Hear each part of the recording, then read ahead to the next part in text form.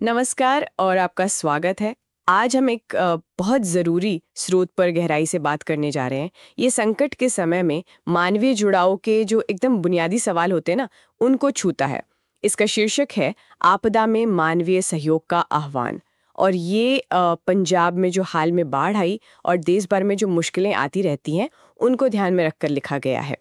हमारा आज का मिशन है कि इस स्रोत के ज़रिए जो मानवीय सहायता, हमारी अपनी जिम्मेदारी और मदद के अलग-अलग तरीकों पर जो मुख्य संदेश हैं, उनको समझें और उनके मतलब पर भी सोचें। संकट के समय में ये जो सामूहिक जिम्मेदारी वाली बात है ना, ये आखिर कितनी मायने रखती है और असलियत में कैसे काम करती है। चलिए देखते हैं। इस स्रोत को खोलते हैं और देखते हैं कि ये मानवीय सहयोग के किन खास पहलुओं पर रोशनी डालता है। तो स्रोत की शुरुआत होती है पंजाब में बाढ़ की स्थिति से, है ना। लेकिन फौरन ही वो इसका दायरा बढ़ा देते हैं। ये याद दिलाया जाता है कि देखो, ऐसी आपदाएं तो भारत के अलग अलग हिस्सों में आती ही रहती हैं। जी बिल्कुल। तो ये सिर्फ एक घटना की बात नहीं हुई, ये एक लगातार बनी रहने वाली चुनौती है। इससे एक बड़ा संदर्भ मिल जाता है एकदम शुरू में ही। और इसका जो मुख्य तर्क है वो बहुत सीधा है और शक्तिशाली भी, कि हर नागरिक की ये जिम्मेदारी बनती है कि वो अपनी क्षमता अनुसार ज़रूरतमंदों की मदद करे। ये क्षमता अनुसार शब्द जो है, मुझे ये बहुत महत्वपूर्ण लगा। ये सिर्फ मतलब पैसों की क्षमता की बात तो नहीं है ना, इसमें तो और भी बहुत कुछ आ सकता है। बिल्कुल, क्षमता अनुसार कहना मुझे लगता है एक बहुत ही सोचा समझा चुनाव है शब्दों का। ये किसी पर कोई भारी बोझ नहीं डालता, लेकिन साथ ही ये हर व्यक्ति को सोचने पर मजबूर भी करता है कि भाई उसकी अपनी खास क्षमता क्या है। क्या वो समय दे सकता है, कोई हुनर है उसके पास, क्या वो लोगों को जोड़ सकता है, या शायद सिर्फ हमदर्दी और भावनात्मक सहारा, है ना। ये मदद की पूरी सोच को पैसे से कहीं आगे ले जाता है और उसे ज्यादा समावेशी, मतलब सबको शामिल करने वाला बना देता है। हाँ, सही कहा। और इसी सिलसिले में स्वास्तिक सृजन फाउंडेशन का जिक्र आता है। और ये बात मुझे काफ़ी दिलचस्प लगी कि वो खुद मान रहे हैं कि फाउंडेशन शायद अभी आर्थिक रूप से बहुत मजबूत न हो, लेकिन उनकी नीयत और प्रतिबद्धता वो मजबूत है। ये एक तरह की पारदर्शिता है, ईमानदारी है, जो आजकल कम ही दिखती है और ध्यान खींचती है। हाँ, ये ईमानदारी वाकई असर करती है। ये पूरी बहस को बड़ी बड़ी संस्थाओं की वो जो फाइनेंशियल ताकत होती है उससे हटाकर नियत पर ले आती है, मदद करने के इरादे पर। और इससे भी ज्यादा जरूरी बात जो आपने पहले कही, वो ये कि वो ये बिल्कुल नहीं कह रहे कि सारी मदद सिर्फ उनके जरिए ही होनी चाहिए। ये बात उनके संदेश को सिर्फ एक अपील नहीं रहने देती कि भाई हमें फंड दो, बल्कि ये समाज में मदद करने की सोच को बदलने का एक बड़ा आह्वान बन जाता है। ये असल में एक तरह से मदद करने के काम का लोकतंत्रीकरण है। हर कोई अपने लेवल पर भागीदार बन सकता है। हाँ, लोकतंत्रीकरण सही शब्द है। भागीदारी का आवाहन है ये। और यहीं से बात असली मानवता की परिभाषा तक पहुंचती है। इस पर स्रोत काफी जोर देता है। हाँ, और ये परिभाषा भी उतनी ही जमीनी और प्रैक्टिकल है जितनी हो की मदद की अपील। स्रोत कहता है, आप जहां भी हैं, अपने आसपास किसी जरूरतमंद तक कपड़े, भोजन, शिक्षा या सहयोग पहुंचाना ही असली मानवता है। अब इसमें देखिए कई बातें हैं। पहली, आप जहां भी हैं, मतलब तुरंत, अभी, यहीं। दूसरी, अपने आसपास, जिसका मतलब है तात्कालिकता, लोकल लेवल पर। हालांकि इस आसपास के क्या मायने हैं, इस पर हम बाद में और सोच सकते हैं। जरूर। और तीसरा, मदद के प्रकार, कपड़े, भोजन, शिक्षा जैसी भौतिक चीजें तो हैं ही, साथ में वो एक व्यापक शब्द है, सहयोग। ये सहयोग शब्द, ये मुझे काफी गहरा लगा।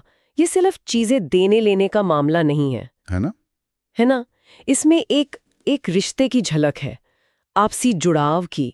जैसे किसी की बात सुन लेना शायद, या उसे सही जानकारी देना, या बस मुश्किल वक्त में उसके साथ खड़े रहना। ये उन लोगों के लिए भी दरवाजे खोल देता है जिन्हें लगता है कि उनके पास देने के लिए कुछ सामान नहीं है। वो भी सहयोग कर सकते हैं।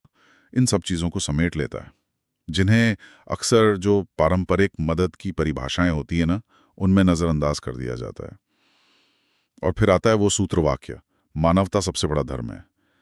भारत जैसे देश में जहां इतनी विविधता है, इतनी अलग अलग पहचानें हैं, संकट के समय में मानवता को सबसे ऊपर रखना, ये एक जोड़ने वाली शक्ति का काम करता है ना। ये उन बंटवारे की रेखाओं को मिटाने की कोशिश करता है जो शायद आम दिनों में ज्यादा हावी रहती हों। बिल्कुल, ये एक तरह से सबको एक ही लेवल पर ले आता है ना? जब कोई आपदा आती है तो हमारी जो एक जैसी कमजोरी है, जरूरतें हैं, वो अक्सर हमारी बाकी पहचानों पर भारी पड़ जाती हैं। ये वाक्य उसी बुनियादी मानवीय जुड़ाव की याद दिलाता है जो हम सबके अंदर कहीं ना कहीं है। और ये विचार कि मदद सिर्फ बड़ी या आर्थिक ही नहीं होती, इसे स्रोत एक और जानी पहचानी कहावत से मजबूत करता है, बूंद बूंद से घड़ा भर जाता है। सुनने में तो बहुत सरल लगती है ये कहावत, पर यहाँ इसका इस्तेमाल बड़ा प्रभावी है। हाँ, क्योंकि ये सीधे उस मनोवैज्ञानिक रुकावट पर चोट करता है जिसका सामना हम में से कई लोग करते हैं। ये सोचना कि अरे मेरे अकेले के करने से क्या होगा, या मेरी इतनी छोटी सी मदद का क्या असर पड़ेगा। ये कहावत सिर्फ ये नहीं बताती कि छोटी चीजें जुड़कर बड़ी बन जाती हैं, ये एक तरह से सशक्तिकरण का संदेश भी देती है, एम्पावर करती है। ये कहती है कि आपका हर एक प्रयास, चाहे वो कितना भी छोटा क्यों ना लगे, वो मायने रखता है, वो सामूहिक घड़ा भरने में अपना योगदान देता है। और स्रोत इसे सिर्फ कहावत तक ही नहीं रखता, वो बाकायदा उदाहरण भी देता है। जैसे सहानुभूति जताना, किसी को कपड़े या भोजन देना, कुछ वक्त के लिए आसरा देना, और फिर एक बड़ी कैटेगरी छोटी छोटी अनेकों चीजें। मुझे ये बात खास लगी कि सहानुभूति को भी मदद के तौर पे गिनाया गया है, शायद सबसे पहले।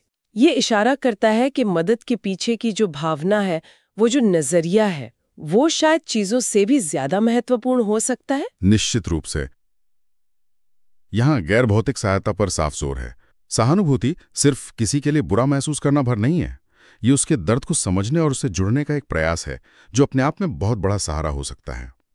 और स्रोत इस क्षमता को, चाहे वो छोटी मदद करने की हो या सहानुभूति जताने की, व्यक्ति के अंदर इंसानियत और सेवा का थोड़ा भी भाव होने से जोड़ता है। तो मतलब ये हुआ कि असली शुरुआत अंदर से होती है।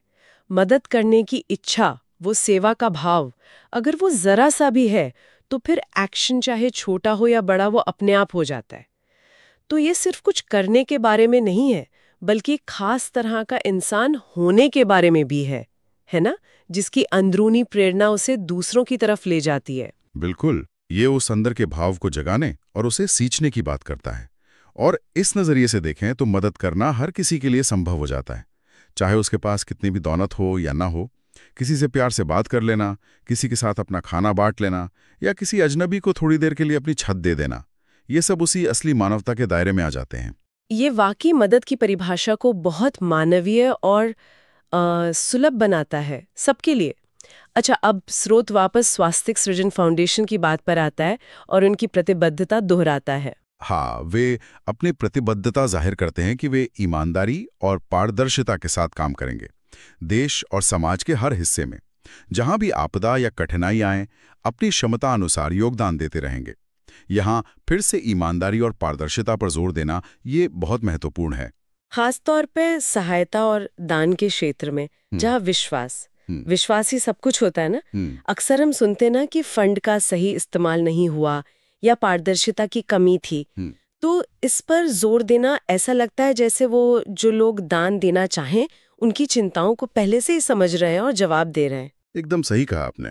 पारदर्शिता ही तो विश्वास की नींव है। जो लोग मदद करते हैं वो जानना चाहते हैं, और उनका हक भी है ये जानना कि उनका जो सहयोग है वो सही जगह सही तरीके से पहुंच रहा है या नहीं। इसे खुलकर कहना फाउंडेशन के लिए एक स्टैंडर्ड सेट करता है और दूसरों के लिए भी एक उदाहरण पेश करता है। और उनका दायरा देखिए, देश और समाज के हर हिस्से में। ये फिर से उस क्षेत्रीयता से ऊपर उठने की बात है।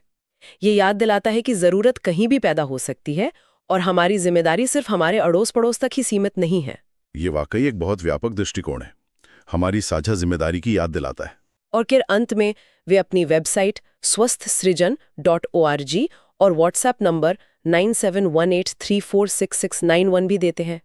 ये उनकी पारदर्शिता और पहुंच बनाने की बात को और मजबूत करता है। हाँ, ये सिर्फ बातें नहीं है, बल्कि एक अमली कदम है, एक प्रैक्टिकल स्टेप। ये उन्हें जवाबदेह बनाता है और उन लोगों के लिए रास्ता खोलता है जो शायद और जानना चाहें या जुड़ना चाहें। ये उनके कहे हुए मूल्यों के साथ एकदम फिट बैठता है। तो अगर हम इस पूरी चर्चा और स्रोत के संदेशों को समेटें तो मुख्य बातें क्या निकल कर आती हैं? मेरे विचार में कुछ मुख्य सूत्र हैं। पहला, संकट के समय मदद करना हर व्यक्ति की नैतिक जिम्मेदारी है, सिर्फ कुछ संस्थाओं या सरकार की नहीं। दूसरा, मदद का मतलब सिर्फ पैसा ये बड़ी चीजें ही नहीं हैं। हमदर्दी, समय, छोटे छोटे काम, सहयोग, ये सब बेहद महत्वपूर्ण हैं और हर कोई इन्हें कर सकता है। तीसरा, असली मानवता कोई हवाई आदर्श नहीं है, बल्कि अपने आसपास के जरूरतमंदों की प्रैक्टिकल सेवा है। चौथा, बूंद बूंद से घड़ा बढ़ता है। यह हमें याद दिलाता है कि कोई भी कोशिश छोटी नहीं होती और मिलकर हम बड़ा बदलाव ला सकते हैं।